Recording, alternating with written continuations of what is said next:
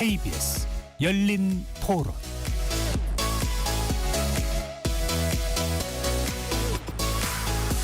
안녕하십니까. KBS 열린 토론 배종찬입니다. 최근 아동 성범죄자 조두순이 출소한 뒤 머물던 곳에서 2km 떨어진 인근 지역에서 지역으로 거주지를 옮긴 사실이 알려지면서 주민들이 불안에 떨고 있다는 소식이 전해졌습니다. 조두순뿐 아니라 강력 성범죄자들의 출소 후 주거지는 시민들의 주요 관심사이자 논란이 되고 있기도 한데요. 이로 인해 지난해 법무부가 추진하려던 한국형 제시카법이 다시 주목을 받고 있습니다. 고위험 성범죄자의 거주 지역을 제한하는 이 법안은 입법 예고 당시에도 실효성 여부 등으로 논란이 이어져 왔는데요. 성범죄자들의 거주지를 둘러싸고 반복되는 시민들의 불안을 한국형 제시카법이 잠재울 수 있을지 바람직한 대안에 대해 오늘 세 분의 전문가 모시고 논의해 보겠습니다. KBS 열린 토론 지금부터 시작합니다. 치열한 토론 속에서 더 나은 세상을 찾아갑니다. 올바른 세상을 만드는 첫걸음. 평일 저녁 7시 20분 KBS 열린 토론. 오늘 토론 함께해 주실 세 분의 전문가 소개합니다. 이수정 경기대 범죄심리학과 교수 나오셨습니다. 네, 안녕하세요. 권도영 법무법인 LKB N파트너스 변호사 나오셨습니다. 네, 안녕하십니까. 김대건 한국형사법무정책연구원 연구위원 자리해 주셨고요. 안녕하세요. 김대리입니다. KBS 열린 토론 문자로 참여하실 분은 샵 9730으로 의견 남겨주실 수 있습니다. 단문 50원, 장문은 100원의 정보 용료가 붙습니다. KBS 1라디오의 모든 프로그램은 유튜브에서도 함께할 수 있으니까요. 많이 들어와 주시고 구독 꾹 눌러주시고 좋아요도 많이 보내주시면 좋겠습니다. 오늘은 성범죄자들이 출소하고 난 이후에 거주지를 둘러싼 우려, 논란에 대해서 토론해 볼 텐데요. 강력 성범죄자들의 거주지를 제한하는 한국형 제시카법에 대한 시민 여러분들의 목소리 먼저 듣고 오겠습니다. 저의 생활 반경인 거니까 특히 어린 애가 있다면 너무너무 무서울 것 같습니다. 물론 옹호하고 싶은 입장은 전혀 아니지만 초범이랄지 다른 상황들이 있을 텐데 너무 완벽하게 제한을 해서 강요할 수는 없을 것 같고 아동 성범죄라던가 재범이라면 최소한 아동시설이 있지 않은 곳으로는 가야 된다고 생각합니다. 벌 받아야죠. 법이 저 약하다고 생각해서 우발적이나 실수가 아닌 계획범죄라든지 재범이라든지 이런 거는 좀 강하게 하는 게 맞다고 생각해서요. 좀 더 추적하고 감시할 수 있게 시스템 제도를 만들어 놓는 게 강화하는 게 있겠지만 그런 게 낫지 않을까. 너무 재범률이 높거나 강력범죄 같은 그런 경우라면 출소 이후에도 거주지를 완전히 제한하는 것에 대해서는 좀 더 긍정적으로 논의해 볼 수 있을 것 같습니다. 그걸 모니터링할 수 있는 인력과 지원이 좀 확실히 잡히면 좋지 않을까. 최소한 이 사람이 있어도 내가 안전할 수 있다라는 시스템적으로 확실하게 도입이 되어야. 우리나라에 이제 거주의 자유가 있기 때문에 과연 그런 법을 만드는 게 좀 이제 그런 위헌적인 소지가 있다거나 그런 인권 침해적인 소지가 있을 수 있을 것 같고요. 제가 봤을 때 이제 성범죄자들이 이제 발목에 장치도 차고 하니까 이제 그런 걸 좀 기술적인 측면에서 좀 관리를 하는 게 일단 필요할 것 같고 주거지를 제한을 하고 한다라는 거는 조금 저는 현실성은 그렇게 높진 않다고 생각합니다. 시민분들의 의견 어떻게 들으셨는지요? 최근 조두순, 박병화 등 고위험 성범죄자들이 출소하면서 이들이 거주하는 지역 주민들의 걱정, 불안이 커지고 있습니다. 연쇄 성범죄자들이 근처에 거주할 경우 주민들 불안을 느끼는 것은 또 어떻게 보면 당연해 보이기도 하는데요. 이들의 거주 자체를 막을 수는 또 없는 일이기도 합니다. 거주지 주민들의 불안, 공포 어떻게 생각하고 대책 마련 필요성에 대해서 또 어떤 접근이 필요할지 세 분께 먼저 전반적인 의견 여쭤보고 구체적인 내용에 들어가겠습니다. 먼저 김대건 위원부터요. 네, 그 시민의 불안과 공포에 대한 진지하고 세심한 고민 그리고 그에 대한 정확한 해법과 대책이 필요하다고 생각합니다. 안전과 재난 관리는 국가의 책무니까요. 다만 진지하고 세심한 고민이어야 한다고 생각합니다. 국가의 해법이나 대책 또한 진지하고 세심한 고민을 통해서 도출돼야 하고 그래야만 정당성을 갖는다라고 생각합니다. 네, 권 변호사께서는요. 네, 주민들의 불안감은 매우 당연한 반응이라고 생각합니다. 그리고 그 불안감에 저도 충분히 공감하고요. 하지만 금방 사회자께서 말씀하셨듯이 단순히 거주 거부를 할 수는 없고 이 문제에 대해서는 형사 처벌의 문제와 그리고 보호 처분, 보완 처분 이 두 가지 양쪽의 측면에서 같이 검토해 볼 필요가 있다고 생각합니다. 네. 최근에 뭐 꼭 같은 내용은 아닙니다만 범죄도시 또는 베테랑 2 같은 영화에서도 또 김우빈 배우가 나오는 영화에서도 다뤄지기도 했고요. 관련되는 내용들 어떻게 우리가 좀 검토를 해봐야 될지 중요한데 이수진 교수님 어떻게 보시는지?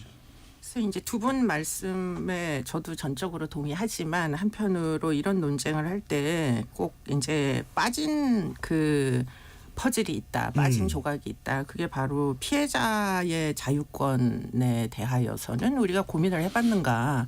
사실은 조두순이 원래 그 피해자와 한 동네 사람이었죠. 그렇기 때문에 그 동네로 돌아간다는 의사결정은 거주의 자유가 헌법상에 보장된 권리이기 때문에 뭐 본인이 원적지로 가겠다는데 말릴 사람은 없죠. 네. 문제는 그 동네에 피해자도 살고 있었어요. 이제 20대가 된 여성이 됐습니다. 그러나 여전히 여러 가지 어려움을 신체적으로 안고 살아가야 되는 그분 입장에서 보면 그러면 그 피해자의 거주의 자유는 보장이 돼야 됨에도 불구하고 지금 이 조두순이 그 동네로 돌아감으로 해가지고 결국은 이사를 나갈 수밖에 없는 상황이 전개됐어요.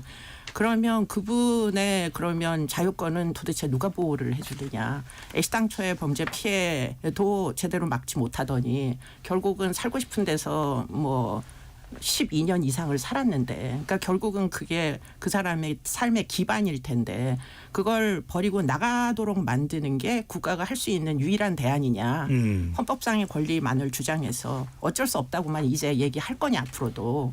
그게 지금 제가 보기에는 가장 큰 쟁점으로 보여요. 네, 제일 핵심적인 내용입니다. 김래근 연구위원. 고위험 성범죄자들이 출소 또 이사로 인해서 불안은 계속 어떤 형태로든 커지고 있는데 한국형 제시카법에 대한 논의가 나옵니다. 제시카법이 이제 미국에서 만들어진 법안이라고 하는데 이 뭐 탄생 배경 일단 어떤 법인지 좀 소개를 해주시면요. 네, 우리나라의 그 성범죄에 대한 또는 강력범죄에 대한 대안으로 다양한 형태의 보완 처분들이 만들어지는데 이제 미국의 법들을 많이 이제 활용해서 저희들이 법을 만들고 있습니다. 뭐 매간법, 성범죄자 등록에 매간법이라든지 또는 지금 논의되고 있는 고위험 성범죄자 거주 제한은 제시카법이라고 부르고 있는데요. 네. 미국 플로리다에서는 9살 제시카 런스포드라는 여자아이가 상습 성범죄자에 의해서 유괴되고 강간되고 살해된 그런 사건을 계기로 2005년에 플로리다 주법에 의해서 만들어진 법. 이거 원래 풀네임은 제시카 런스포드법이라고 합니다.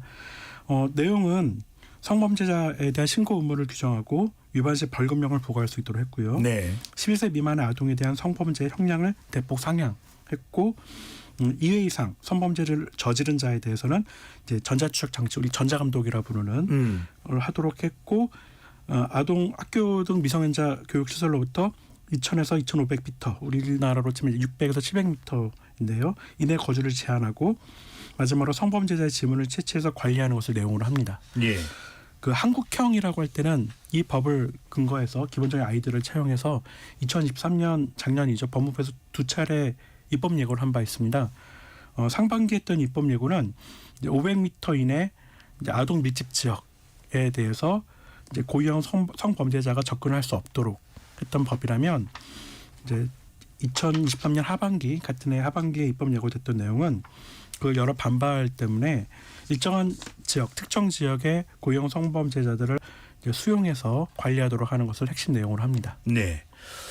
그 변호사님께 이 부분 좀 더 구체적으로 여쭤봐야 될 것 같아요. 그러니까 제시카법에서 그러니까 미국에서 만들어진 제시카법을 우리가 토론하는 가장 근본적인 이유는 미국 내에서 약 610m 이내에 성범죄 전과자가 살지 못하도록 한다. 미국은 이제 땅도 넓은 나라인데 610m 이내면 매우 가까운 지역입니다.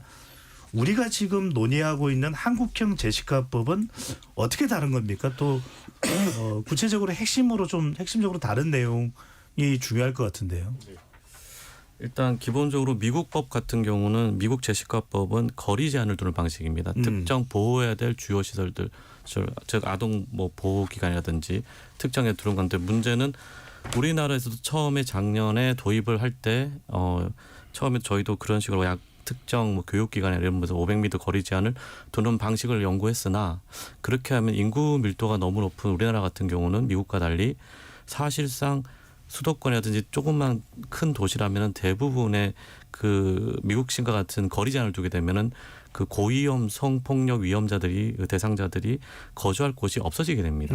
그래서 이 사람들이 가령 노숙자로 전락하거나 아니면 슬럼가를 형성하거나 그런 식으로 될 수 있기 때문에 그런 점에서 우리는 국가가 지정하는 특정 시설이나 이런 곳에 모아서 그들을 거주를 관리하는 방식으로 하기 때문에 저희가 한국형이라는 이름을 붙이고 있는 거고요. 여기서 구체적인 어떤 그런 내용들은 제가 추가로 말씀드릴 텐데 네. 일단 대상자만 말씀드리면 대상자를 아주 엄격히 제한하고 있습니다. 아무나 다 이렇게 제시카법에 한국 제시카법의 대상으로 하는 것이 아니라 13세 미만 아동 대상 또는 3회 이상 성폭력 범죄를 저지른 자 중에 10년 이상 징역형을 선고받고 전자장치를 부착 중인 자로 여기서 또 하나의 조건이 더 붙습니다. 예. 재범 우려가 있는 자가 해당이 됩니다. 그렇게 해서 그 대상을 줄여서 이 한국형 제시카법은 어떻게 좀 아주 그 핵심을 얘기하자면 현재 이미 시행되고 있는 보안 처분인 전자발찌보다는 좀 더 그 성범죄자들의 그 기본권을 제한하지만 보호 수용제보다는 약한 중간쯤에 있는 보안 처분이라고 생각하시면 될 것 같습니다. 네. 아직 입법이 된 건 아닌 거죠, 권 변호사님? 예, 지금 입법 2023년도에 그 법무부에서 냈던 안은 현재 국회에서 폐기가 됐고 자동 기간때 만료 폐기가 됐고 2024년에 새롭게 비슷한 내용으로 법안이 현재 제안돼서 법사위에서 현재 검토 중인 상태입니다. 네. 이 교수님, 이 제시카법을 어떻게든 우리나라가 뭐 미국이랑 다르다는 것은 누구나 아는 내용이고, 네. 그럼 우리도 우리대로 대책을 만들어야 되는 것이고, 아까 이미 피해자가 살고 있는 지역에 되돌아온다라는 것은 일반인들도 잘 납득이 안 될 것 같은데 그게 포함이 안 되는 이유, 또 한국형 제시카법을 좀 더 우리 환경에 맞게끔 좀 더 구체적으로 검토되지 못하는 이유가 있습니까? 제가 보기에는 검토가 됐고요. 네. 예, 그게 이제 검토가 됐던 시절은 김근식이라고 그 조두순과 같은 해에 조두순이 이제 그 성폭행으로 피해를 입힌 1명의 이제 초등학교 저학년 아이와 같은 피해자가 10명이 넘는 사건이 있었어요. 그것도 2008년도 사건이었고 그때도 형이 12년형을 받아가지고 이제 출소를 할 뻔한 사람이 있었는데 그 사람이 사실은 10명 이상의 피해자를 계속 연달아서 피해를 초등학생들을 뭐 강간했기 때문에 그렇기 때문에 이 사람은 뭐 교도소 안에서도 계속 징벌을 받고 폭력적이고 하다는 게 너무 문제가 많이 제기돼서 이 사람을 출소를 시키면은 그러면 사실은 출소 직후에 또 재범을 하게 되면 아무리 전자발찌를 차고 있다 손 치더라도 전자발찌를 찬 채로 재범을 할 수는 있으니까 인신의 자유가 있기 때문에 그래서 이제 걱정이 돼가지고 사실은 다시 뭐 과거에 여죄를 해가지고 지금 징역을 살고 있는 사람이 있어요. 그러면 이 김근식을 출소를 앞두고 지금 제시카법이 당시에 이제 한국형으로 고안이 돼야 된다 하는 필요가 마구 부각돼서 네. 사실은 어디서 그럼 이 사람을 주거지를 지정하는 법이에요. 우리나라는 제한을 하는 게 아니고, 그러니까 이 사람이 지정되어서 살 수 있는 곳이 그러면 그 한국에서는 어디가 적절하냐 하는 걸 이제 찾아보기 위해 가지고 당시에 이제 법무복지공단이라는 데가 있어요. 법무복지공단은 출소자들 중에 올 데 갈 데가 없는 사람들 뭐 놔두면은 온데 이제 노숙을 하기 시작하면서 더 위험해지니까 네. 이렇게 연고자도 없고 올 데 갈 데 없는 사람들이 일시적으로 이제 먹고 자고 할 수 있는 시설이 갱생보호 시설이라고 있어 왔어요. 옛날부터. 그러니까 우리가 살고 있는 도시 지역에도 다 뭐 시도마다 다 갱생보호 시설이 있습니다. 사실 우리가 몰라서 그런 것이지. 예. 그래서 이제 당시에 김근식이 이제 그 어디서 생활을 하면 좋겠는지 찾아봐라 해서 의정부의 법무복지공단 시설이 있어요. 갱생보호 시설이. 그래서 저도 가보고 했는데 비교적 뭐 기숙사처럼 잘 돼 있고 그리고는 이제 법무부 직원들이 근무를 하니까 잘 이제 보안도 잘 이제 조금만 전자장치만 부착을 하면 출입 통제 같은 것만 하면 얼마든지 자유롭게 그 안에서 잘 먹고 잘 잘 수 있는 시설이 있더라고요. 그래서 김근식 김근식이 출소를 하면 그 의정부 시설에 가서 생활을 하면 그러면은 일단은 뭐 아무데나 가가지고 초등학교 근처에서 또는 뭐 여성들이 많은 유흥가 근처에서 원룸에서 살거나 이런 위험은 줄일 수 있으니까 일단은 그러한 이제 가능성을 놓고 타진하기 위해서 많이 노력을 했는데 예. 그런데 이제 그게 사실은 실현이 안 됐던 이유는 뭐 김근식이라는 사람이 과거에 이제 그 여죄로 추정되는 미제 사건의 증거물에서 김근식이 범인이었다라는 DNA가 확보가 돼가지고 재판을 새로 받아가지고 지금 그 사람은 2027년도 10월달에 출소하게 됐어요. 아하, 나오질 못한 상태네요. 아직 나오질 못했어요. 알겠습니다. 네, 그러니까 이제 그분이 갈 뻔한 시설 같은 게 전국에 이미 국가기관이 다 부설기관이 있기 때문에 그런 데서 일정 기간 동안 적응을 할 수 있다는 확신이 들 때까지 재범 가능성이라는 게 어느 정도는 소각될 때까지 생활을 좀 한시적으로 제한하여 지정해서 거주지를 지정해서 살도록 한번 해보자. 보호관찰관들의 이제 관리 감독 하에 네. 이런 논의가 있기는 했었죠. 네. 김대건 연구원님께 짧게 하나만 하겠습니다. 만약에 이 성범죄를 저지른 사람들이 출소해서 어떤 동네에 간다 그러면 그 동네에 생활하는 비용이나 이런 것은 그 출소자가 내는 겁니까? 본인이 개인적으로? 이 법에 따르면요, 아니면 일반적으로요? 아니 일반적으로요. 당연히 본인이 비용을 부담하고 본인이 사는 것이죠. 아, 그 뭐 월세가 됐든 전세가 됐든. 네, 뭐 아까 이수정 교수님께서 말씀하신 그 갱생보호시설 같은 경우가 아니라면 기본적으로 사회복귀라는 측면에서 본인이 일을 하고 돈을 벌고 생활을 영위하는 게 일반적인 모습일 것이고 또 그것이 필요한 부분이라고 생각합니다. 네. 자기 가족이 가족이 있는 집으로 돌아갈 수도 있겠네요. 물론이죠. 알겠습니다. 자, 근데 그럼 한 가지 네. 예, 그 위원님 말씀에 전적으로 동의하는데요. 그래야만 하는 거예요. 그런데 이제 조두순처럼 너무나 유명해진 이런 이제 아동 성범죄자 같은 경우에 사실은 그분은 지금 지난 뭐 2년 정도를 자기 능력으로 살았던 게 아니거든요. 지자체에서 다 지원해주고 피해자는 지원 안 해주지만 조두순의 이사 비용은 다 지자체에서 다 생활비와 함께 지원해 주는 거예요. 그렇기 때문에 사실 과연 그들이 자기들의 능력으로 독립해서 살고 있는가? 그게 당연한데 실질적으로는 그러지 못한다는 게 지금 문제이거든요. 예, 네. 이 부분 여기까지 하고요. 네. 검 변호사님, 그런데 이 한국형 제시카법이 올해 초에 국무회의까지 통과를 했던 상황인데 다시 원점으로 돌아갔다. 예. 이유가 뭡니까?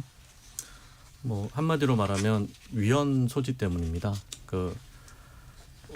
기본적으로 이 고위험 성범죄자들의 기본권, 특히 거주 이전의 자유를 일정 부분 제한할 수밖에 없는데 네. 그 제한에 있어서 우리 기본권 제한의 헌법상 원칙인 과잉금지 원칙, 즉 비례의 원칙에 따를 때 이게 그 원칙을 위반한 것이 아니라는 논의가 있어 와서 결국 그 부분 때문에 논의만 진행되다가 결국에는 입법이 되지 못한 걸로 그냥 그렇게 볼 수 있습니다. 네. 위헌 소지다. 네.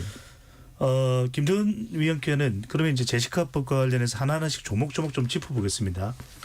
자, 이 법안이 시행되는 경우에 방금 전에 이제 검 변호사께서 말씀하셨는데 헌법재판소에서 위헌 판결을 받은 보호 수용죄와 유사하다는 지적이 나오는데, 자, 구체적으로 법적으로 어떤 위헌 논란이 제기된다는 이야기인가요? 뭐 일단 보호 수용은 아직 우리가 구체적으로 제도화된 게 아니니까 그 보호 수용이라는 그 의심을 받고 있는 이 법에 대해서 좀 말씀을 드린다면요. 기본적으로 굉장히 많은 문제가 있겠지만 이때 아까 이수정 교수님께서 지정이라고 말씀하셨어요. 지정은 사실 제한과 다를 바 없다고 생각합니다. 집에서만 거주하도록 지정한다는 얘기는 집에서 나올 수 없도록 제한한다는 얘기고, 그리고 헌법재판소는 일관되게 일부 제한적인 이동이 가능하더라도 그 특정한 장소에 대한 이동이 자유롭지 않은 상태를 구금이라 표현을 하거든요. 네. 사실상 구금에 가깝다라고 할 수 있고요. 이제 과거에 위헌 결정을 받았던 여러 사회보호법상의 문제들을 생각해 보면 사실 출소한 이후에 다시 그 뭐 보호관찰이나 보호 수용 같은 형태를 하게 되면은 사실상 이중 처벌의 문제가 생기고 사실상 구금을 2번 하는 꼴이기 때문에 그런 문제가 생기는 거거든요. 예. 만약 구금이 아니다라는 위헌 논란을 피하려면 자유를 좀 더 원활하게 해주는 게 필요한데, 그렇다면 범죄자들이 자유롭게 이동을 해서 범죄를 저지를 수밖에 없겠죠. 자유 제한을 엄격하게 해서 범죄 예방을 도모하느냐, 아니면은 조금 더 자유롭게 위헌 소지를 피함으로써 어떤 실효성을 포기하느냐 같은 부분은 사실 양립하기 어려운 문제, 딜레마에 가깝다고 할 수 있고요. 두 번째로는 일정한 장소에 지정을 할 경우에 가족까지 같이 있을 수는 없잖아요. 그럼 가족이 있는 사람들의 경우는 사실은 가족 결합을 침해하는 부분들이 생기기 때문에 네. 우리 헌법에서 금지하는 연좌제와 비슷한 효과가 있다라고 저는 생각을 합니다. 또한 그 법안을 보시면은 전자장치 부착 명령 기간 안에서 이제 그 구금을 할 수 있도록 되어 있거든요. 지정을 할 수 있도록 되어 있는데 네.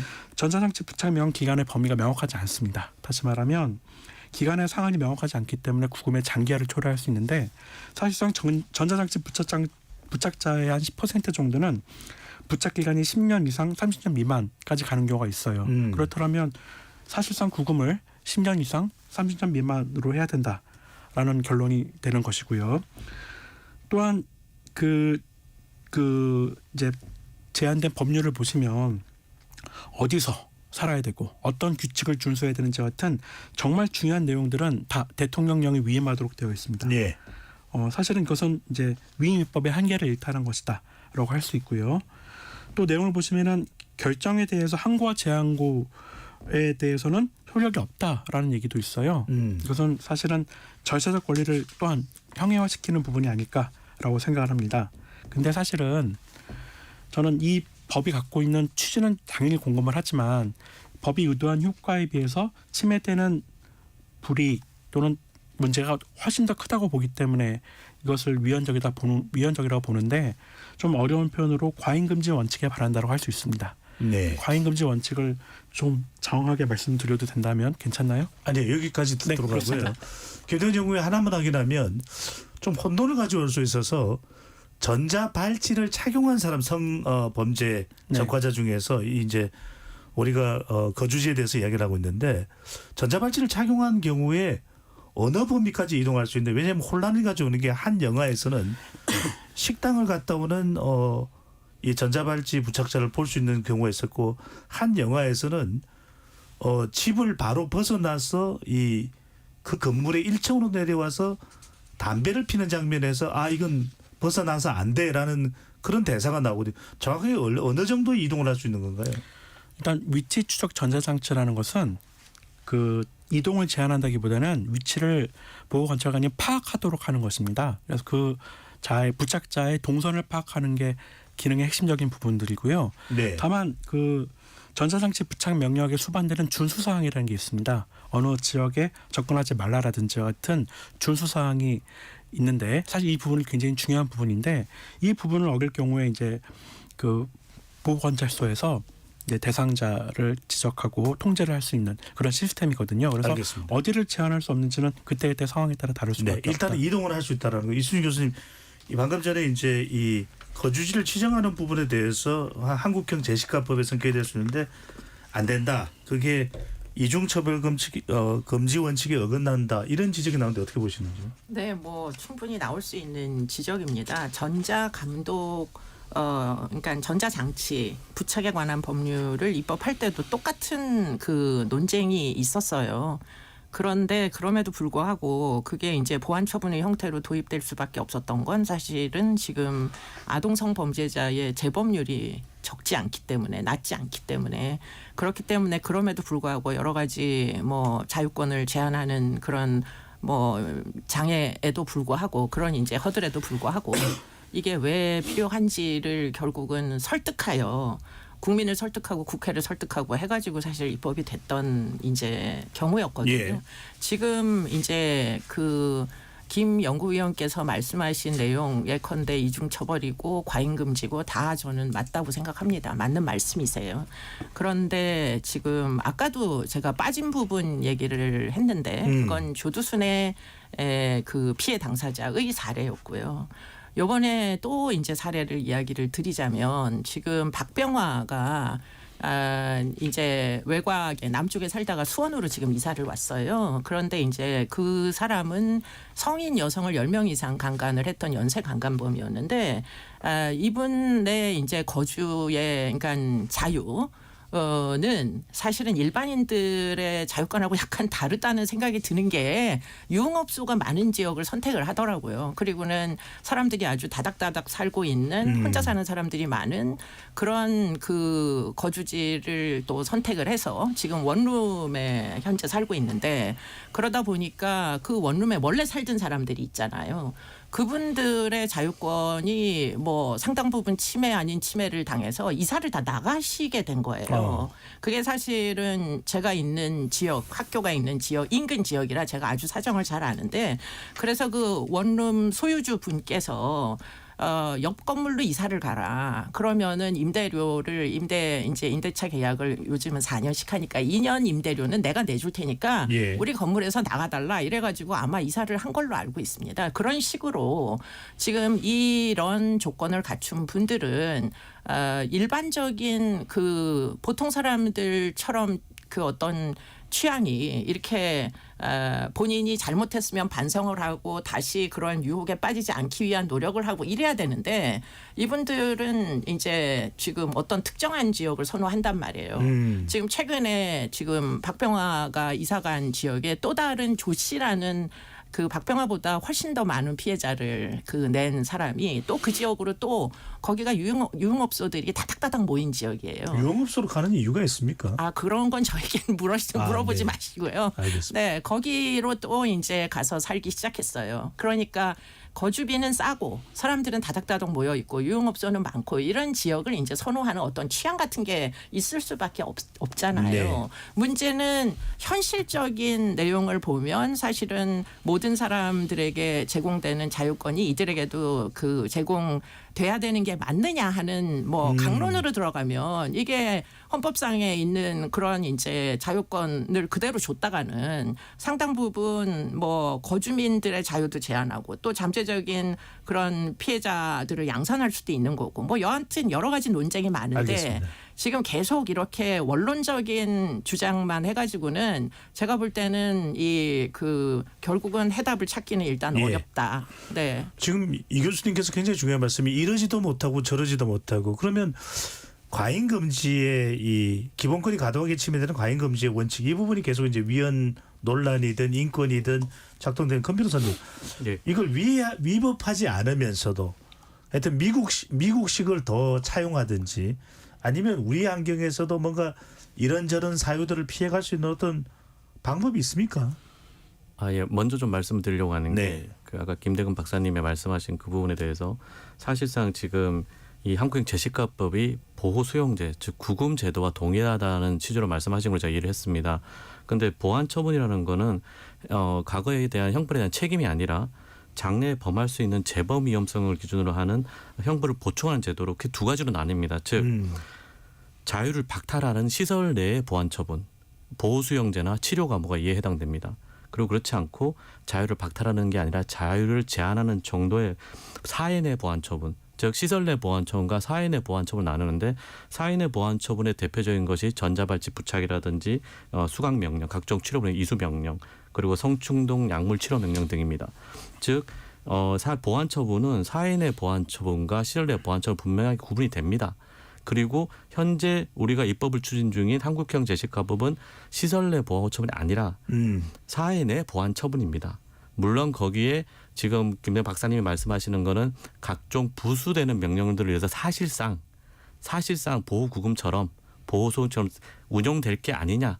그럴 여지가 대통령 등의 위임된 소지가 있다고 말씀하시는데 기본적으로는 그 두 개는 분명히 구분되어야 하고 그런 위헌 소지가 아주 조금 더 높은 그 시설 내 보안 처분을 안 하고 택하지 않고 한국형 제시가법이 거주지 지정 명령처럼 사회 내 보안 처분을 택한 이유가 바로 그러한 위헌 소지를 피하기 위한 이유도 큽니다. 일단 그걸 먼저 말씀을 드리고요.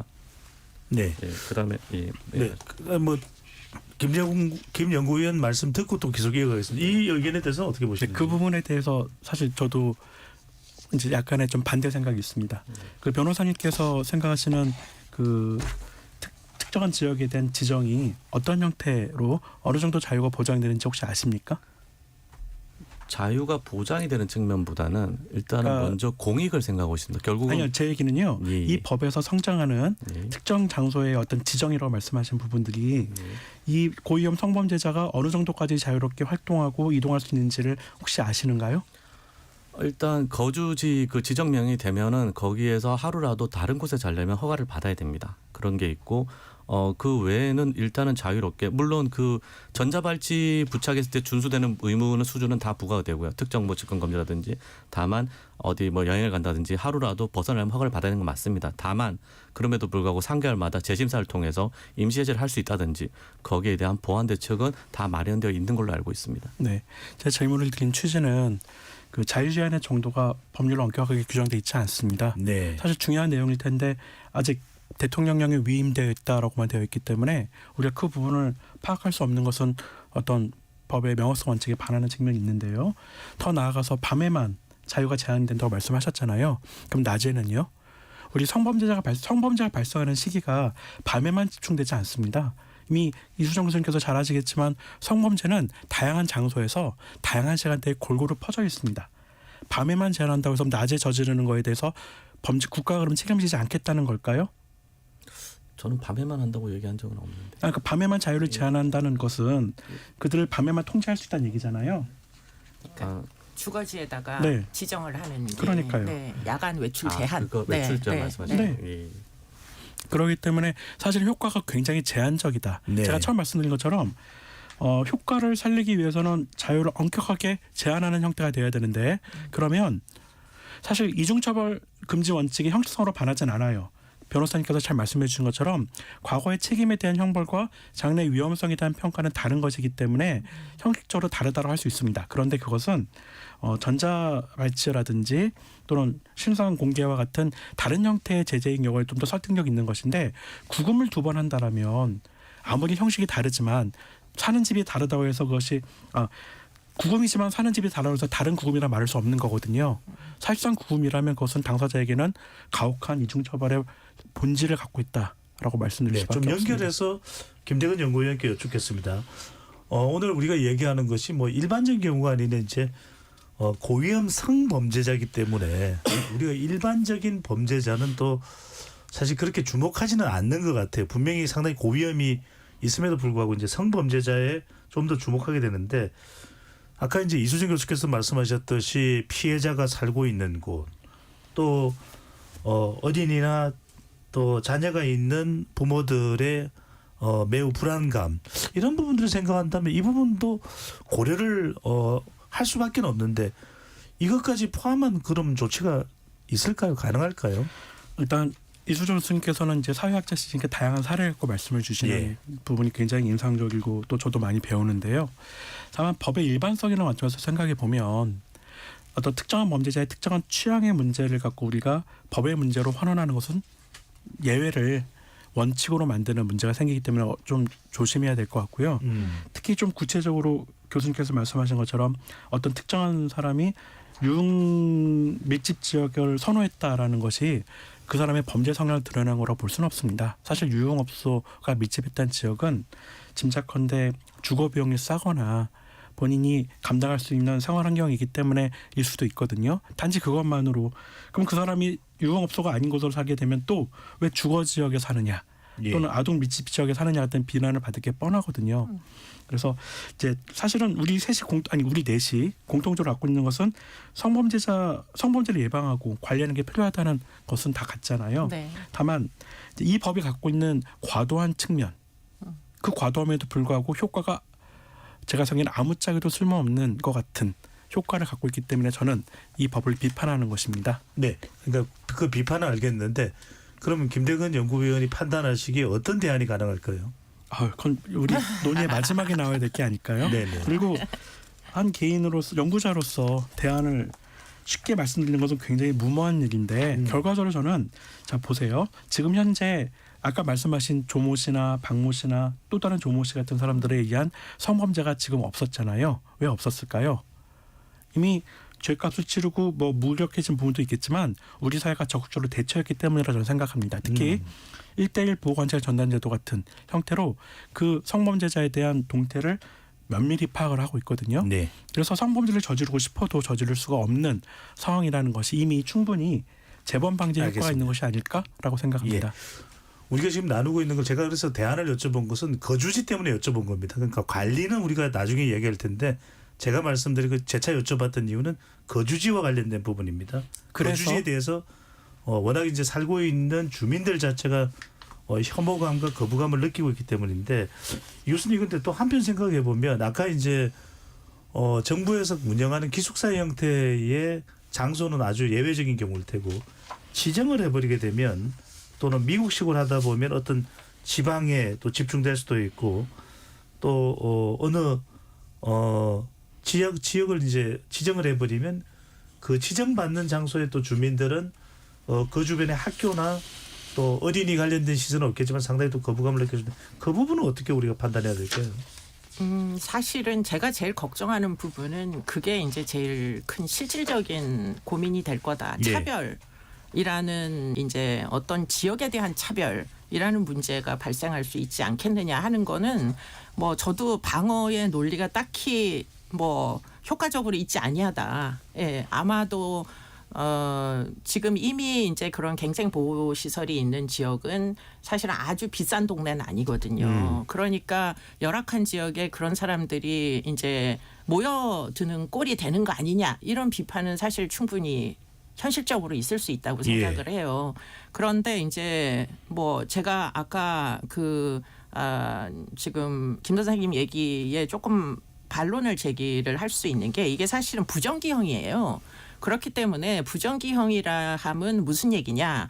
재범 가능성이 낮아졌다는 걸 본인이 입증을 하면 됩니다. 나는 이제 이렇게 지정을 받지 아니해도 된다. 나는 전자감독을 더 이상 받지 아니해도 된다 할 정도로 본인이 지금 가족료 심사를 받을 수 있거든요. 보호관찰소장이 추천을 하면 아까 잠깐 얘기하셨지만 3개월마다 한 번씩 심사를 얼마든지 보호관찰 심사위원회에서 받을 수 있어요. 네. 그럼 본인이 열심히 살아가지고 나는 재범을 저지르지 않을 것이다. 나는 굳이 주거지에 지정을 받을 필요가 없다라는 걸 입증하면 되는데 왜 그런 가능성은 지금 우리가 염두에 두지 아니하고 무조건 원론적인 논쟁을 하느냐 하는 부분에서 좀 약간 효율적이지 아니하다 이런 생각을 저는 개인적으로 갖고 있고요. 네. 만약에 그렇게 원론적인 문제가 심각한 상황이라면 아이들의 안전이나 또는 여성들의 범죄에 대한 두려움이나 이거보다 지금 이 당사자의 인권 침해가 더 중요한 사안이었다면 그렇다면 미국의 경우에 50개 주에서 40개 주에서 이 제도를 운영을 한단 말이에요. 그러면 왜 40개 주에서는 이와 같은 논쟁에도 불구하고 운영을 하느냐 하는 걸 한번 생각해 볼 필요가 있는데 저는 형사정책의 목표가 한 나라의 형사정책의 목표가 범죄를 저지른 자에게 형벌을 부과하는 것, 응당의 이제 처분을 받게 하는 것, 그것만이 형사정책의 목표라고 생각지 않아요. 왜냐하면 사람들의 두려움, 범죄에 대한 두려움도 결국은 형사정책에서 두렵지 않게 만들어줄 책무가 있다고 생각을 해요. 그러면 국민들이 두려워하고 여성들이 두려워하고 심지어는 살고 있던 원룸에서 이사를 나가야 되고 이런 지경이면은 그럼 사실 그거는 형사정책에서 달성해야 되는 목표가 아닙니까? 그런 두려움은 갖지 말게 해야 될 거 아니에요. 다 그 사람들이 납세자예요. 다 세금을 내는 사람이에요. 조두수는 세금 안 냈지만 피해자는 부모님이 다 세금 냈던 집안 딸이란 말이에요. 그럼 왜 납세자들의 권리를 보장해 줄 생각을 안 하고 네. 왜 계속 그렇게 남의 인권을 침해한 사람들의 인권만 그렇게 보장해 주려고 애를 알겠습니다. 쓰느냐. 네. 그러니까 이제 김대근 연구위원은 헌법적이나 법률적 차원에서의 적법성 또 적절성 여부 또 이수정 교수님께서는 현실적인 차원에서의 국민적 또는 주민적 감정 또 무시할 수 없는데 일부를 마무리하기 전에 꼭 한번 여쭤봐야 될 게 권 변호사께 네. 미국은 어떤 반응입니까? 이 제시카 법이 미국의 많은 주에서 예. 받아들여지고 있다라는데 미국 예. 내에서의 우리와 같은 고민 또 과정에서의 예. 논란은 없었나요? 기본 좀 미국만 단도직 말씀드리면 크게 문제 없이 많이 받아들이고 미국뿐만 아니라 프랑스의 경우에도 미성년자 대상 성폭력으로 15년 이상 형을 선고받은 사람에게는 거주지 지정을 의무화하고 있고요. 영국은 가석방자에게 보호관찰관이 승인한 주거지에 거주하도록 하고 있습니다. 즉 일정 조건을 만족하는 대상자한테는 거주주 지정을 하는 것이 미국뿐만 아니라 영국, 프랑스, 독일 모두에게 공통적으로 보여주고 있는 보안 처분입니다. 그 말씀을 드리면 미국도 딱히 그런 부분에 대해서는 별다른 없이 보안 처분을 현재 유지하고 있다고 말씀드릴 수 있습니다. 근데 프랑스 같은 곳에서는 김대건 연구위원께서 설명을 해주셨던 기본권 과잉 금지의 이 부분이라든지 이런 부분들이 지적되지는 않았나요? 다 지적은 되지요. 왜냐하면 저희가 이제 이쪽을 입법을 찬성한 쪽에서도 절대 그 고위험 성폭력 대상자들의 인권, 특히 거주진의 자유 등이 제한되지 않는다고 얘기하는 것이 아닙니다. 제한은 되지만 그것이 공익과 비교하거나 다른 잠재적인 국민들의 범죄 예방의 공익과 비교해 봤을 때 충분히 감내할 만한 비례의 원칙에 어긋나지 않는다는 걸 말씀드리는 겁니다. 본질적인 거주인의 자유는 침해하지 않았고 그게 바로 보수용 제도와의 차이입니다. 네, 이 부분에 대해서 짧게라도 좀 김대건 연구위원께서는 어떻게 판단? 너무 도식적으로 제가 인권을 옹호한다라고 오해를 하시는데 저는 이 제도가 갖고 있는 어떤 사회과학적인 측면의 문제까지 같이 말씀드리는 부분들이 있고요. 외국의 경우에 그렇다고 말씀하셨지만 일부 국가가 이 제도를 활용하고 있어서 그런 나라의 법에서 명시적으로 이거를 두고 있지는 않습니다. 더 중요한 것은 우리 이수정 선생님 말씀하신 미국에서 40개 주가 하고 있다라는 말씀은 제가 참 기다려 왔는데요. 왜냐하면 미국이 그래서 범죄 예방에 성공적인 나라라고 볼 수 있을까요? 미국은 우리나라보다 강력 범죄가 굉장히 심각하고 재범도 굉장히 높습니다. 그리고 형도 굉장히 많죠. 많은 형과 많은 보안 처분, 제재가 많은 나라인데요. 그게 그렇게 해서 효과적인 것인가에 대해서 미국 내는 물론이고 미국 바깥의 우리들도 실패했다고 보거든요. 오히려 그런 제재가 강하지 않은 나라들에서 강력 범죄가 더 적다라는 것은 이미 실증적으로 나와 있는 것입니다. 저는 이 제도가 재직가법이 인권이나 기본권을 침해하는 문제뿐만 아니라 이 법이 효과 없음을 지금 계속 말씀드리는 거예요. 범죄를 예방에 도움이 되지 않는다. 그리고 실은 이 법은 잘못된 전제 위에 올려져 있는 법입니다. 어떤 특정한 성범죄자가 특정한 지역 안에서 범죄를 잘 저지를 것이다. 같은 가정 안에서 가능한 것인데 알겠습니다. 아까 말씀드린 것처럼 성범죄는 무차별적으로 발생한다는 점을 다시 한번 강조하고 싶습니다. 1부 마무리하고요. 로고 듣고 2부로 돌아오겠습니다.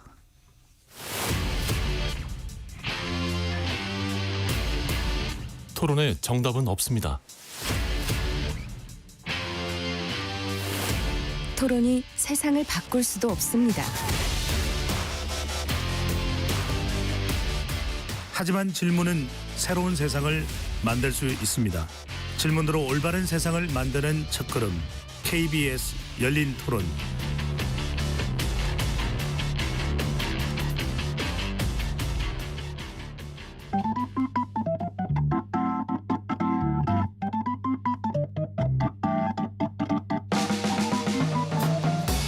세상을 바꾸는 질문, 열린 토론이 시작합니다. KBS 열린 토론은 언제나 열려 있습니다. 단문 50원, 장문 100원의 유료 문자 샵 9730 그리고 KBS 어플리케이션 콩으로 여러분의 의견을 남겨주세요. KBS 열린 토론 2부 이어가겠습니다. 성범죄자 거주지 논란과 한국형 재직가법에 대해 살펴보고 있는데요. 스튜디오에 김대건 한국형사법무정책연구원 연구위원, 이수정 경기대 교수, 권도형 변호사 세 분과 함께하고 있습니다. 이 교수님, 네. 일단 다른 범죄도 마찬가지겠습니다만 이 성범죄자들의 재범률이 높다 이렇게 이제 분석이 되고 있습니다. 특히 아동 성범죄의 경우에는 재범률이 상당히 높다고 하는데 실제 어떤지 또 왜 재범률이 높은지도 궁금하고요. 일단은 왜 재범률이 높으냐? 일종의 그 성적인 행위는 성적 취향에 근거해서 이제 이루어지는데 성적 취향은 사실은 발달 심리학적으로 청소년기에 사실 이 결정이 되는데 그리고 나서는 사실은 쉽게 바뀌지 않는다는 게 일반적인 이제 통론입니다. 그러다 보니까 청소년기까지 이제 형성되는 성 정체감에 있어서 예. 뭐 뭔가 이제 뭐 어렸을 때부터 아동 음란물을 많이 보면서 성장을 해서 아동을 성적인 대상으로 생각한다거나 이런 종류의 어떤 인지적인 경향성이 있으면 사실은 그와 같은 소아성애적 경향이 차후에도 영향을 미치게 된다. 뭐 이런 이제 이론들은 수도 없이 많아서 지금 그런 것들이 만약에 있는 사람 같은 경우에는 재범 가능성이 상당 부분 뭐 높을 수밖에 없겠죠. 네. 그래서 실증적으로 그럼 우리나라에서 이런 종류의 이제 재범률에 대한 통계가 존재하느냐? 그러니까요. 비율도 궁금합니다. 네, 뭐 이제 재범 추적 연구는 크게 두 가지 종류로 나눠볼 수 있는데 하나는 이미 범죄를 저지른 사람 중에 과거에 동종 전력을 가진 사람이 몇 %냐. 그렇게 따져보면 지금 신상공개 대상자가 이미 아동 성범죄자가 있잖아요. 그 사람들의 동종 전력을 보면 굉장히 높다는 거예요. 거의 70% 이상이 나오는 통계들이 많이 있거든요. 예. 이건 뭐 매년 산출을 하니까 70~80%의 과거 동종 전력을 갖고 있는 자들이 있더라 하는 건데 그렇게 해서 이제 과거력을 퍼센티지로 산출해서 그걸 재범률이라고 부르는 그런 이제 재범률이 있는가 하면 어떤 시점을 기준으로 해서 출소한 사람들의 5년을 추적해서 출소한 사람이 만약에 1,000명이다. 그럼 1,000명 중에 몇 명이나 또 아동 성범죄를 저질렀느냐. 이렇게 아하. 추적을 하는 미래를 이제 그 미래 재범을 추적하는 시간이 필요하겠죠. 예. 그런 거를 우리나라가 2014년도부터 하기 시작한 걸로 추정이 돼요. 그래서 5년 추적을 보통 해서 이제 전 세계적으로 다 리포트를 합니다.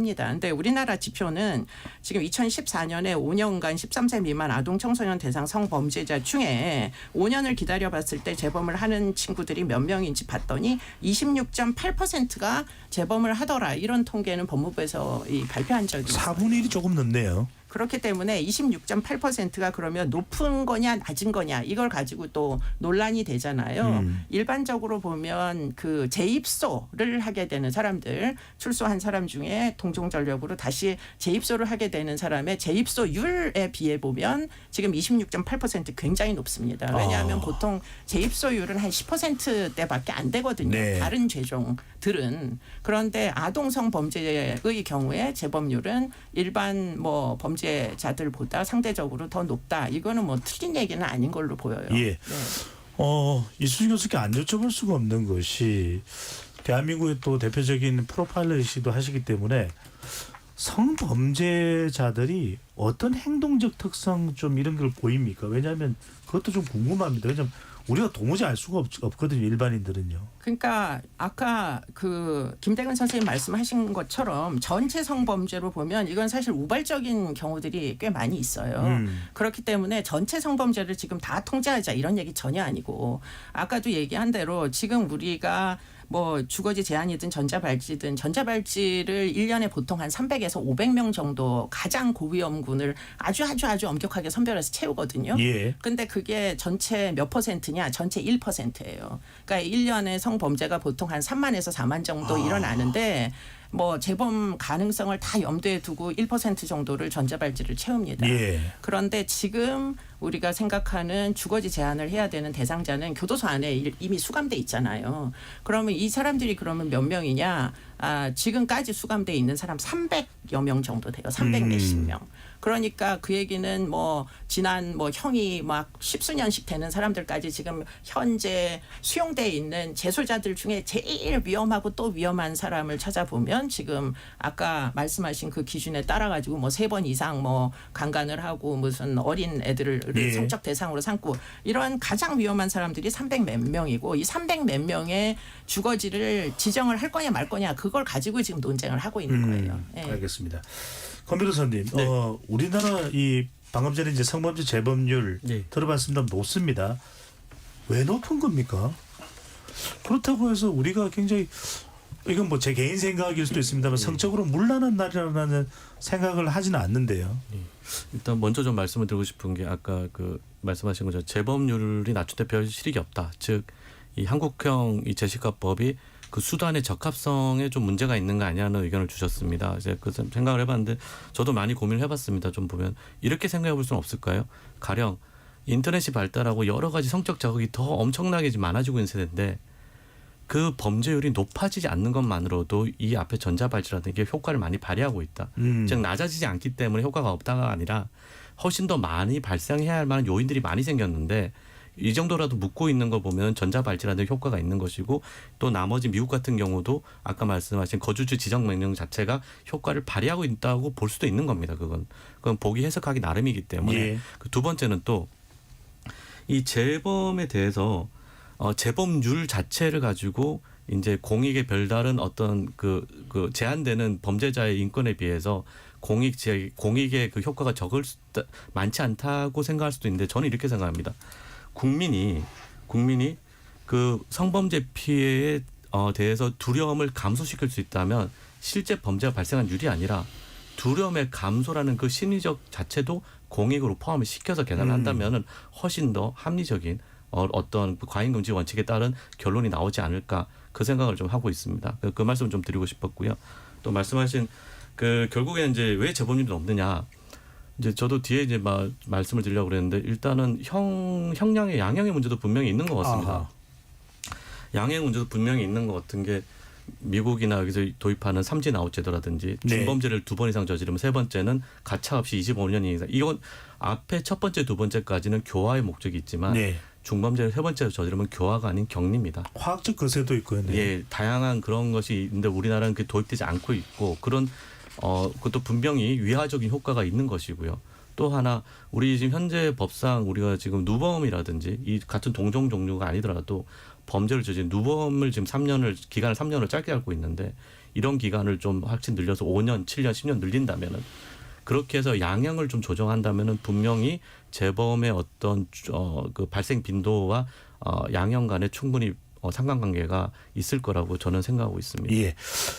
어쨌든 한국형 제시카법을 논의하는 이유도 성범죄를 어떻게든 막겠다는 것도 분명히 목적에는 포함이 돼 있을 텐데 뭐 주민들의 거부감, 혐오감도 이유의 부분적 포함은 될 수도 있겠습니다만 더 근본적으로 이제 재범률을 낮추겠다 그런 이유일 텐데 김대건 연구위원께서는 이 한국형 제시카법 거주지 제한을 두는 게 별로 도움이 안 된다 이렇게 계속 보시는 건가요? 네, 사실 오늘 두 분 말씀들이 너무 중요한 말씀들인데 저로서는 좀 생각이 다른 지점들이 굉장히 많습니다. 일단 그 부분을 먼저 좀 간단히 언급을 좀 하고 가고 싶은데 그 사회자 선생님께서 재범률이 높냐라는 질문을 하셨잖아요. 질문은 정확하게는 무엇에 비교해서 높냐라는 질문이 돼야 된다고 생각하거든요. 물론 이제 성범죄 일반적으로 재범률이 높다라고 알고 있습니다만 안타깝게도 우리나라에는 성범죄의 재범률에 대한 실증적인 통계나 연구가 없습니다. 뭐 추적 조사할 수 있는 연구 기반이 아직 최근에 만들어졌기 때문에 가능한 부분들이 있고 그 이수정 선생님 말씀하신 것처럼 재복용률이라는 관점에서 5년 이내 재입소한 동종범죄를 재입소한 경우에 대해서만 교정 연감 등의 통계가 있거든요. 그 재복용률은 한 22%에서 30%를 왔다 갔다 합니다. 그중에 성범죄가 조금 높은 건 사실일 것 같아요. 근데 아까 제가 같아요로 말씀드린 이유는 저도 실증적인 것을 확인할 수 없었기 때문에 그렇습니다. 그런데 사실 재범률이 높은 범죄는 기본적으로 절도가 제일 높고요. 그다음 마약이에요. 그럼 성범죄는 과연 어느 정도 위치에서 재범률이 높다고 말할 수 있을까? 물론 높다고 저도 공감은 하는데 그 근거를 정확히 산정할 수가 없겠다라는 생각이 들고요. 다른 나라와의 비교는 어떨까요? 무엇을 어떻게 비교할까요? 다른 나라의 재범률과 우리의 성범죄 재범률을 역시 우리나라 재범률 연구가 없어서요. 제가 그것을 판단할 수 있는 기준이 명확하지 않습니다. 그 변호사님께서 말씀하신 부분도 너무 중요한 부분들인데 일단 전자발찌, 위치적 전자장치의 효과성은 입증이 됐습니다. 네. 억제 효과가 분명히 있고요. 법무부가 이 법에 대한 입법 요구를 하면서 그 위치적 전자장치와 성추행 약물질을 동시에 효과가 매우 크다라고 홍보를 한 부분도 기억이 납니다. 효과가 있다고 저도 생각이 들고요. 하지만 이 법은 또 위치적 전자장치 좀 다른 차원의 것이기 때문에 문제가 있다고 생각하는 것이고 말씀하신 미국 같은 상황에서 효과성에 대해서 특히 미국은 전반적으로 아마 우리 이수정 선생님 더 잘 아시겠지만 강력범죄율이 굉장히 심각한 문제를 갖고 있어요. 그래서 이런 제도들이 효과적인지에 대해서는 여전히 저는 의문을 갖고 있고요. 또 어떤 부분을 말씀드려야 될까요? 효과성 문을 생각해 본다면요. 아까 두려움에 대해서 말씀하셨습니다. 두려움에 대한 감소되는 것도 네, 실제 고민을 해야 범죄에 된다. 못지않게 큰 공익이다. 저는 그것은 법의 문제가 아니라 정치의 문제라 생각합니다. 사실은 두려움과 불안감은 저도 충분히 공감하고 달래주고 해소해줘야 되고 또 그 원인을 없애줘야 된다고 생각하거든요. 근데 그것은 법을 통해서 하기는 굉장히 어려운 부분들이 있어서 사실은 그것은 정치인들이 해야 될 부분들인데 물론 정치인들이 법을 만드는 과정 속에서 그 법이 단지 시민들의 두려움을 달래기 위한 수단으로만 쓰인다는 것은 저는 사실 법을 오남용의 가능성이 매우 크지 않나 싶고요. 이미 변호사님께서 스스로 말씀하신 부분처럼 두려움을 달래기 위한 목적이라는 부분이 매우 크다라는 게 이 법의 본질이라고 생각합니다. 사실 이 법을 통해서 네. 성범죄를 막을 수 있을지에 대해서는 실증적인 연구도 없거든요. 아직 도입되지 않았지만 저는 아까 말씀드린 것처럼 성범죄가 갖고 있는 무차별적 성격 때문에 알겠습니다. 사실상 어렵다고 보는 입장이거든요. 네. 자, 이걸 두 분께 연이어서 안 여쭤볼 는 게 그렇다고 미국은 또 제시카 법이 있고 또 우리는 지금 현실적으로 엄청나게 또 엄습해보는 현실적 불안감은 또 일상에서 일어나고 있는 일이고 이 교수님 이거 어떻게 해야 됩니까? 그러니까 지금 이제 그러니까 지금 이제 이런 성범죄자들이 언제 재범하느냐를 좀 정확하게 포착하는 게 저는 중요하다고 생각해요. 그런데 이미 이제 아까 말씀하신 대로 전자발찌를 착용한 자들도 재범을 하거든요. 그런 자들 중에 1년에 보통 한 50건씩 지난 15년 동안 평균적으로 보면 이제 재범을 해왔어요. 전자발찌를 차고도. 인간이 이성적이라면 자기의 흔적이 모두 일거수일투족 남는데 전자발찌를 채워놓으면 결국 검거될 게 뻔한데 예. 근데도 재범을 한단 말이에요. 맞습니다. 그러면 이 사람들이 왜 재범을 하느냐, 어떤 그 순간에 재범을 하느냐라고 봤을 때 이 사람들이 재범을 하는 순간이 있어요. 욕정을 참지 못할 때. 그럼 욕정을 언제 제일 참지 못하게 되느냐? 결국에는 본인의 뜻이 이제 잘 전달이 상대에게 되지 않을 때, 누가 있는데, 또 한 가지는 음란물 같은데 장기간 노출이 되면 그게 또 촉발 요인 같은 게 된단 말이죠. 그럼 그 얘기는 무슨 얘기냐면 생활을 관리를 좀 해주면은 예를 들자면 야간에 외출 제한도 하지만 직장 갔다 온 다음에 전자발찌 차고도 얼마든지 직장 갔다 와서 정해진 주거지에 와가지고 밤에 인터넷을 안 하게 또는 채팅창에서 랜덤 채팅을 안 하게 관리 감독을 하면 그러면 사실 그런 유발 요인 같은 거를 사전에 미리 관리를 할 수 있잖아요. 그런 차원에서 보면 저는 이 주거지 제한, 야간에 특히 관리를 생활 관리를 해주는 게 이분들을 위해서도 저는 굉장히 도움이 된다고 생각해요. 지금 이 사람들이 무조건 자유권을 침해당한다 이렇게 볼 게 아니고 이 사람들도 사실은 적응을 할 수 있는 시간이 필요한데 세상에는 너무 유혹이 많잖아요. 네. 그러니까 생활 지도를 해주고 심리 치료도 해주고 그렇게 하면 이 사람이 충분히 재범을 안 할 수 있는 여지가 있을 수 있는데 그냥 내팽개쳐 놓는 순간에 유흥업소 근처에 가가지고 먹고 자고 하면서 원룸에 뭐 젊은 여성들 많이 사는데 가서 살고 싶어 하면서 뭐 결국은 채팅창을 통해 가지고 사람들을 이 사람 저 사람 만나기 시작하면서 예. 그러면 완전 유혹에 노출될 텐데 그러면 재범을 하게 또 될 거잖아요. 그럼 또 자유를 박탈당하고 또 구금이 되고 그러니까 이런 루트를 평생 반복하는 사람들이 무지하게 많아요. 우리나라는. 네. 그러니까 그거를 막아주는 것도 이들의 권익을 위해서 전 도움이 된다 이렇게 근데 생각해요. 그 잠깐만요. 부분은 김정은 연구위원 가기 전에 권 변호사님 의견 듣고 가겠습니다. 네. 예. 저는 이제 한 가지만 제가 아까 말씀드렸던 두려움을 일반 시민들이 성범죄로부터 좀 보호된다는 두려움의 감소가 위원님께 저 박사님께서는 단순히 그거는 정치라고 하셨는데 저는 그렇게 생각하지 않는 게 우리 형사사법 체계 내에서도 소위 뭐 위험의 발생, 즉 실제로 법이 침해되지 않더라도 그 발생하는 위험의 가능성만으로도 처벌하는 조항이 많이 있습니다. 그 두려움이 꼭 그런 개념까지는 아니지만 그 사람들이 느끼는 감정 그런 두려움을 없애주는 게 반드시 정치의 영역은 아닐 수 있다. 꼭 형벌의 영역이 아니라면 보안 처분에서 충분히 가능한 영역이 아닌가. 저는 그 부분에 대한 생각을 말씀드리겠습니다. 네. 김연구 의원께서는요? 네, 변호사님께서 저를 말씀해 주셨으니까 짧게 말씀드리면 말씀하신 위헌범의 문제와 구체적 위험에 대한 통제 문제는 좀 다른 차원의 것이 아니지 않는가.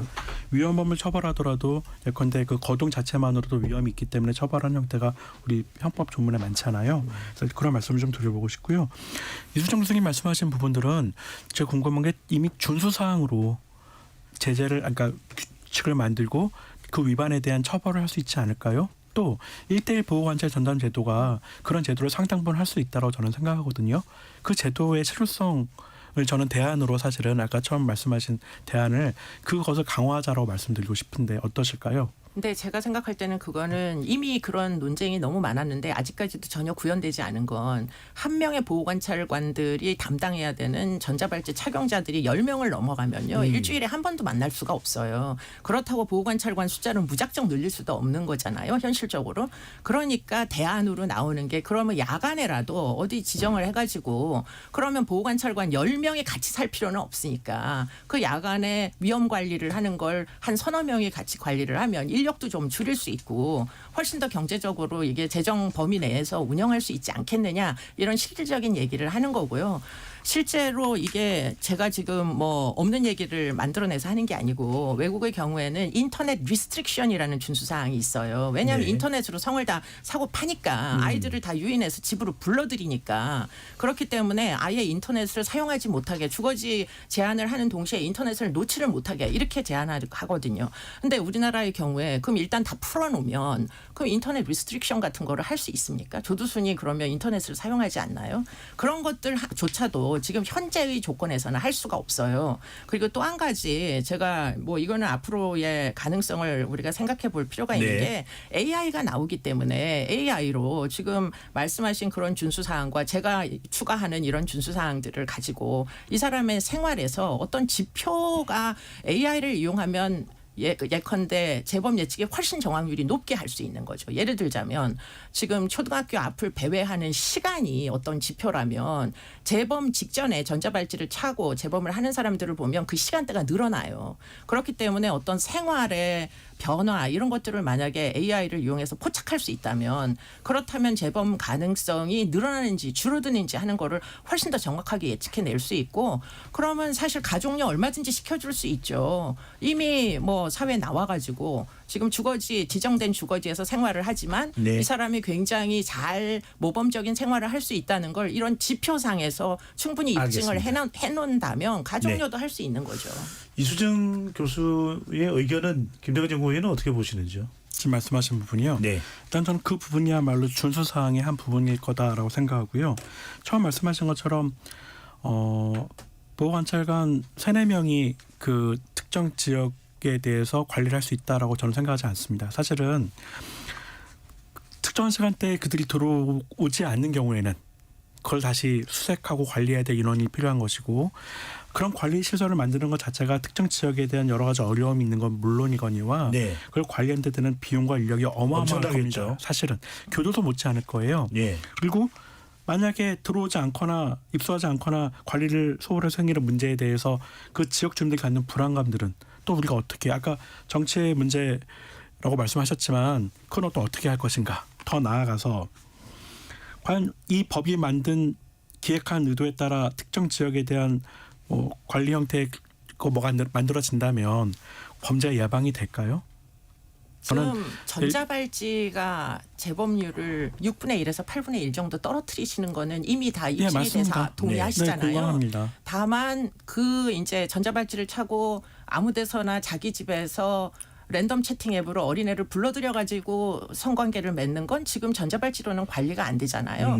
지정을 하게 되면 야간에 어린애들을 랜덤 채팅 앱으로 부르는 행위 같은 것들은 야간에 함께 보안을 하게 되기 때문에 그것도 관리가 사실 되는 거죠. 그렇다면 지금 6분의 1에서 8분의 1이 아니라 10분의 1에서 20분의 1로 떨어질 수 있는 가능성도 있지 않을까요? 예. 자, 논의는 여기까지 하고요. 권도영 변호사께 질문 하나 드리고 마지막 마무리로 넘어가겠습니다. 자, 오늘 우리가 이야기 많이 하고 있는데 발찌를 끊고 달아나는 경우도 있고 전자발찌를 차고서도 이제 범죄 저지른 경우도 있고 아까 이제 이수정 교수께서 말씀하셨습니다만 조두순의 새로운 주거지 인근에 경찰관 2명이 또 이제 상시 배치된다고 합니다. 이게 모든 성범죄자들 이렇게 하면 상당한 많은 비용, 인력도 필요할 수밖에 없는데 이렇게 들어가는 비용하고 한국형 제시카법을 차라리 도입하는 거하고 두 가지를 비교해 볼 때는 어느 게 더 효용 가치가 크다고 볼 수 있을까요? 제가 개인적으로 판단하기에는 한국형 제시카법을 도입해서 집중 관리하는 그 방식이 비용이 더 적지 않을까. 왜냐하면은 환경 제시카법 현재 그 나와 있는 것은 나와 있는 하는 방식은 그 장소를 새롭게 만들거나 하는 게 아니라 광역자치단체별 그 광역자치단체별로 그 대상자가 소지하는 광역단체단체 지정하는 그 분산되게 현재 네. 안이 꾸며져 있습니다. 그리고 그 님비 현상이라든지 그런 걸 고려해서 이미 교정시설로 쓰여지고 있거나 그런 이미 돼 있는 시설을 활용하면 됩니다. 그 활용하는 방식으로 해가지고 거기에 집중 관리해서 필요한 교육도 시키고 아까 또 말씀하신 저녁에 마음대로 돌아 나오면 어떻게 관리할까 쫓아내면 어떻게 할 거냐 그럼 그대로 형사 처벌하면 됩니다. 예. 법을 위반했기 때문에 아주 사실은 좋은 방법은 제가 봤을 때는 제 생각으로는 이러한 성 충동을 억제하지 못하고 자꾸 범죄를 저지르는 그런 게 있으면 거기에 맞게 그 형사처벌을 하면 됩니다. 그렇고 말씀하신 아까 그 예산 돈다면 이런 비용과 개개인별로 지금 약 320명 정도 되는 걸로 알고 있는데 매년 60명 정도 늘어나고 있습니다. 그 사람들 1인당 관리하는 그런 비용은 아무리 보더라도 집중 알겠습니다. 관리하는 게 더 비용이 더 싸다고 네. 더 적게 든다고 생각합니다. 이제 마무리해야 될 시간이 됐어요. 이수진 교수와 김대건 위원께 각 1분씩밖에 못 드리겠습니다. 한국형 제시카법 어떻게 해야 될까요? 먼저 김 연구위원부터요. 이런 걸 먼저 말하는 사람이 굉장히 불리한데 네. 일단 이 법의 취지는 공감하면서도 이 법이 가져올 수 있는 실효성에 대해서 저는 좀 회의적이다라고 말씀드렸습니다. 그 가져올 효과에 비해서 가져올 수 있는 침해나 문제점들이 너무나 큰데 우리 그것을 형량을 해보면 비교를 해보면은 아무래도 효과보다는 문제점이 훨씬 더 큰 법이다라고 생각이 들고요.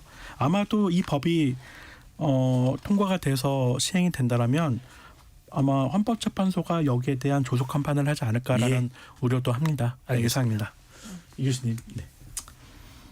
저는 사실은 뭐 말씀하신 대로 모든 논쟁은 뭐 예상돼 있던 논쟁이고 앞으로도 계속 그런 논쟁이 될 거지만 저는 여기서 빠지면 안 된다는 게 사실은 피해자들의 권리 그리고는 이 아동이 자유롭게 안전하게 살 권리 이런 것들에 대해서도 좀 한 번쯤 고민을 같이 해주셨으면 좋겠어요.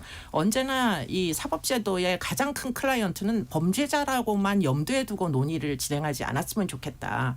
그 클라이언트에 지금까지 언급되지 않은 형법에도 언급되지 아니하고 헌법에도 언급되지 아니한 가장 중요한 클라이언트는 사실은 가장 뭐 피해를 당할 수도 있는 약자들 그런 사람들도 사실은 자유롭게 살 수 있는 권리가 보장돼야 되는 거 아닌가요? 이사를 나갈 수밖에 없게 만드는 게 정상적인가요? 그런 부분에 대해서도 좀 논의해 달라 그런 말씀드립니다. 알겠습니다. 인권을 생각하고 또 성범죄의 피해를 생각하면 어려운 일입니다만 어려운 일이라도 결론은 나와야겠다는 생각이 듭니다. KBS 열린 토론 이것으로 모두 마무리하겠습니다. 세 분 토론 고맙습니다. 고맙습니다. 고맙습니다. 지금까지 KBS 열린 토론 배종찬이었습니다.